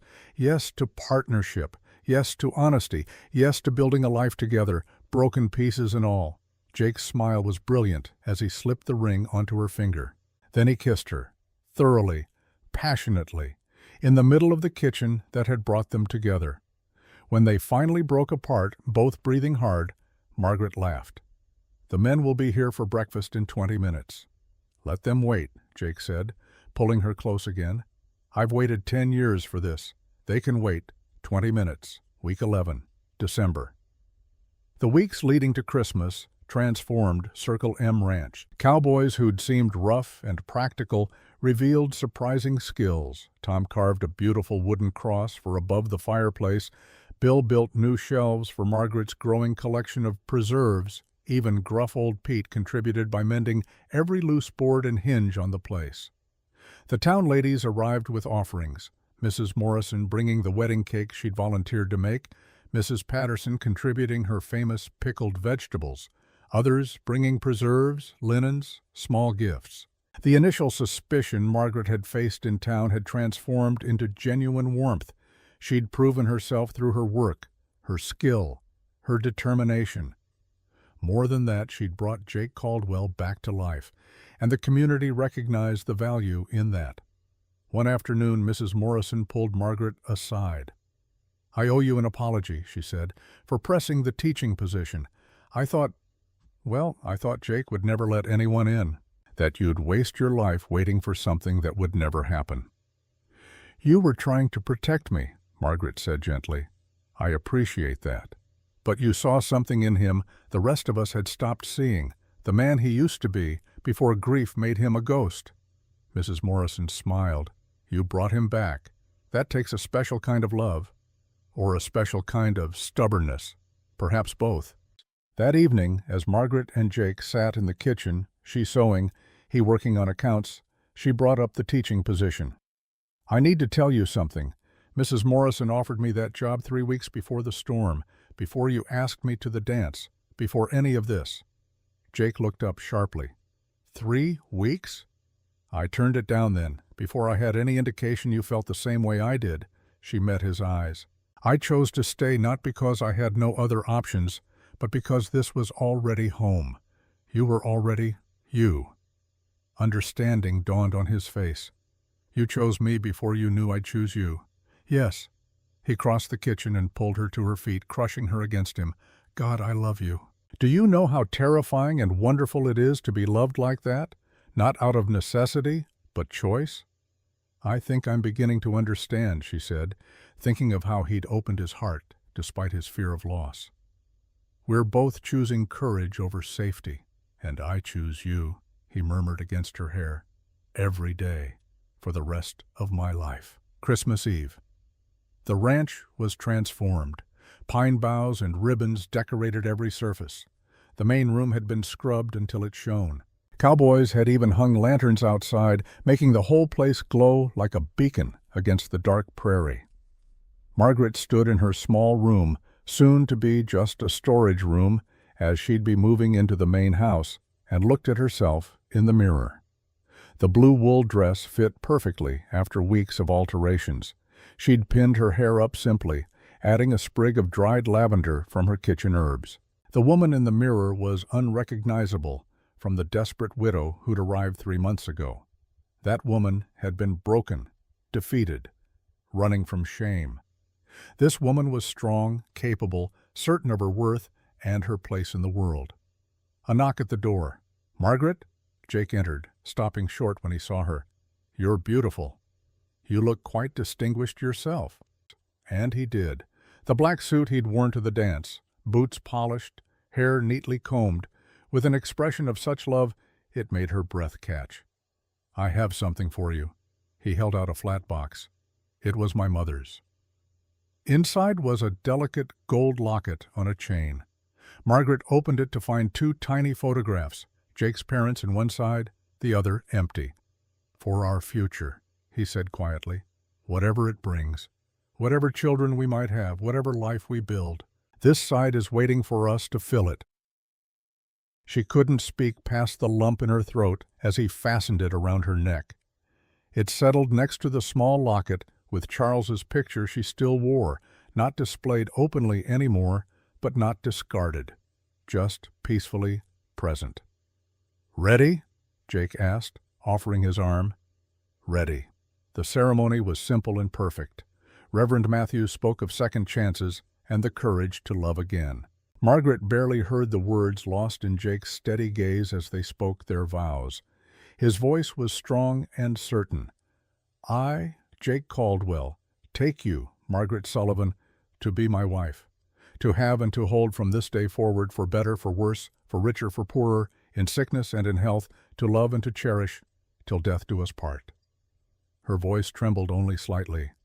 "I, Margaret Sullivan, take you, Jake Caldwell, to be my husband, to have and to hold from this day forward, for better, for worse, for richer, for poorer, in sickness and in health, to love and to cherish, till death do us part."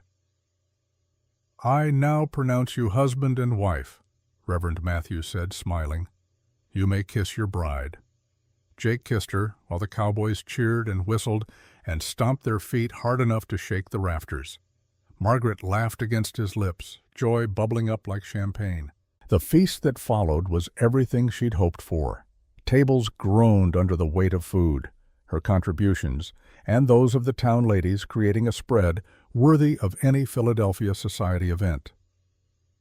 But the warmth and genuine celebration far exceeded any formal dinner she'd attended back east. When the meal wound down, cowboys called for a speech. Jake stood, pulling Margaret up beside him. "I'm not much for speeches," he began, earning good-natured groans. "But I want to say this. 6 months ago, this ranch was just a business, a place to work and sleep and not much else. Then Margaret Sullivan arrived with her city ways and burned biscuits. You're never letting me forget those, are you?" Margaret interrupted, making everyone laugh. "Never," Jake agreed, smiling down at her. "She brought more than cooking skills. She brought life back to this place. Laughter, hope, the reminder that a house is just wood and stone without someone to make it home." He raised his glass. "To my wife, who seasons everything with joy." "To the Caldwells!" the crowd roared. The evening dissolved into music and dancing. Margaret was pulled into dance after dance, but kept finding her way back to Jake, to his steady presence and warm smile. As the guests finally began to depart, cowboys retreating tactfully to the bunkhouse, Jake and Margaret stood together in their kitchen now, truly and completely. "No more separate quarters," Jake said softly. "No more careful distance. Just us." "Just us," Margaret agreed. "Margaret Caldwell. I like the sound of that. I love the sound of that, almost as much as I love you." They stood in the doorway, his arms around her, both looking out at the snow-covered ranch glowing silver under the stars. "Our first Christmas," Margaret murmured. "The first of many," Jake said. "Filled with burned biscuits and perfect pies, difficult calving seasons and bountiful harvests, arguments and reconciliations. Real life, Margaret, our real life. I can't wait." He turned her to face him, cupping her face in his work-roughened hands. "Thank you." "For what?" "For seeing past the broken man to who I could be again. For choosing this life when you had easier options. For teaching me that loving someone doesn't mean losing yourself to fear." He kissed her forehead. "For bringing laughter back to this house." "You asked for someone who could cook with laughter," Margaret said, her own eyes wet. "I didn't understand what you meant then, but I do now. You weren't asking for entertainment. You were asking for hope, for life, for someone brave enough to love a man who'd forgotten how to accept happiness." "And you gave me all of that," Jake said. "More than I deserved, more than I dared hope for." "We gave it to each other," Margaret corrected. "You helped me find my strength when I thought I had none. You trusted me with your mother's cookbook, your grief, your broken heart. You chose me when I was just a widow with a lie and burned biscuits. Best decision I ever made." They kissed in the warm kitchen, surrounded by the remnants of the celebration, dishes waiting to be washed, pine boughs releasing their scent, the stove still radiating heat. Outside, snow fell softly, covering the ranch in pristine white. A new beginning. A clean slate, a life built not on running from the past, but on choosing the future. Together. Epilogue, 1923. Rosa finished her story as the morning sun broke fully through the clouds. Maria sat transfixed, her earlier tears forgotten. "And Mrs. Margaret?" the young cook asked. "Was she happy?" Rosa smiled, her weathered face soft with memory. "Ay, mija, she was happy. Not every day. Life is hard, marriage takes work. But yes, happy." She moved to the counter, running her hand over the worn cookbook that still sat there after 40 years. They had 3 children, 2 girls and a boy. The oldest became a doctor, first woman doctor in the county. Mrs. Margaret said it was fitting, given how she'd learned medicine from her first husband and used it to save lives here. The boy, Jake Jr., runs the ranch now with his wife. Good man, like his father. And the youngest teaches school in Willow Creek. She married Tom Bradley, remember him? The young cowboy with the broken arm? He started his own small ranch. They had 5 children. Maria smiled. A happy ending. Not an ending, child. A continuing. Mr. Jake lived to see his grandchildren. He died peacefully in his sleep at 72, with Mrs. Margaret holding his hand. And Mrs. Margaret? Rosa's eyes grew distant. She lived to 89, ran this kitchen until she was 85. Sharp as a tack, strong as old leather, and still making men smile with her cooking. She paused, touching the cookbook gently. On her last day, she sat right here in this chair, called me over and said, "Rosa, I came west a liar and a coward. I became a cook, a healer, a wife, a mother, but most important, I became myself. Tell the young ones, it's never too late to start over. It's never too late to find home." Maria wiped her eyes. "Where is she now?" "Come." Rosa led her to the window. "See those cottonwoods past the north pasture? That's where they rest. Mr. Jake and Mrs. Margaret side by side. And next to them, the small graves Mr. Jake made years before, for his parents and his first family.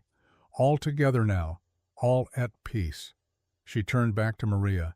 "So you see, mija, burned bread isn't failure. It's just a beginning. Mrs. Margaret taught me that. And now I'm teaching you." Maria looked at her bread. Golden now, perfectly risen. "Gracias, Rosa, for the story, for the lesson." "De nada, child." Rosa moved back to the counter. "Now let's get this bread finished before the men come in for lunch. Mrs. Margaret always said, 'The secret to good bread is knowing when to stop waiting and start baking.'" She paused, smiling at some private memory. I think she was talking about more than bread. Maria carefully shaped her loaves while Rosa prepared the noon meal.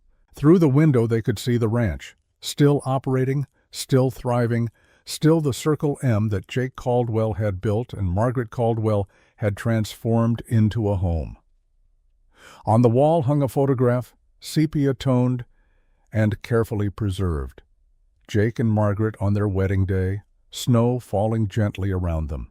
His arm around her waist, her hand resting on his chest, both smiling with the particular joy of people who'd chosen love over fear, hope over despair. Below the photograph, the old cookbook sat open to a well-worn page, apple pie, with a note in faded ink. Jake's favorite, extra cinnamon, and in different handwriting, added years later, also Margaret's favorite. She said it tasted like home. The kitchen filled with the scent of baking bread, the same scent that had filled it 40 years ago when a desperate widow first learned to work that temperamental stove. The same warmth, the same life, the same laughter that echoed through generations. Outside, snow continued to fall softly over Circle M Ranch. Inside, 2 women worked in companionable silence, linked by the legacy of a woman who'd answered an advertisement for a cook and found everything she'd never dared to hope for. Margaret Caldwell had been gone 5 years now, but her kitchen still lived. Her recipes were still used. Her story was still told. Her laughter still echoed in the hearts of everyone she'd touched. She'd come west with nothing but 2 carpetbags and a lie. She'd left behind a legacy of love, transformation, and the courage to believe that it's never too late to find home. Rosa pulled the bread from the oven, golden, perfect, fragrant. She set the loaves on the counter to cool, then turned to Maria. "You did well, mija. Mrs. Margaret would be proud." "You think so?" "I know so." Rosa touched the young woman's shoulder gently. "You came here scared and certain you'd fail, just like she did.